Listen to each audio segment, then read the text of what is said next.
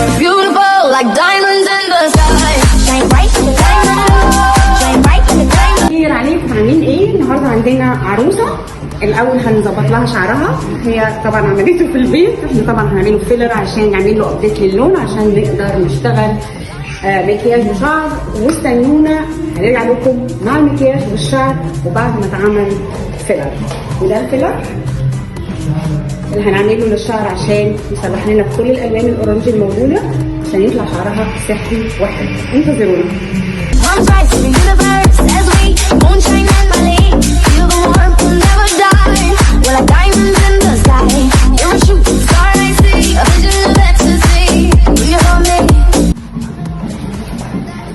20 دقيقة وهنشطفه وبعدين هنرجع نعمل له استشوار ونبتدي نعمل بقى شغله.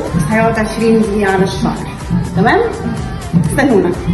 وبعد ما عندنا 20 دقيقة الشعر محطوط عليه الفيلر، هنغسله 100% دلوقتي علشان نشوف مع بعض ازاي ظبط لنا الألوان ووحد لنا اللون وضيع لنا الألوان الأورنج الموجودة في خصل الشعر. انتظرونا بعد ما نغسل ونعمل استشوار.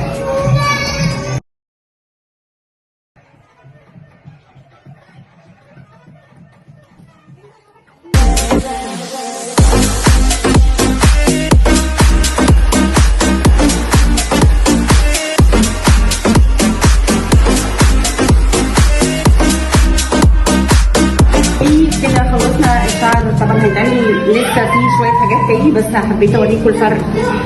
وده اخر اللي يعمل لنفسه بلندره في البيت ويحاول يعمل لنفسه صبغه. دي كانت نتيجه الفيلر. وهنكمل مع بعض وانتظرونا لغايه ما نخلص وهنرجع نوريكم الشعر بعد ما يخلص خالص والشكل هيبقى نهائي ازاي مع الميك اب مع الميك اب ارتست نادين وستيلم بيوتي ماريا. استنوني.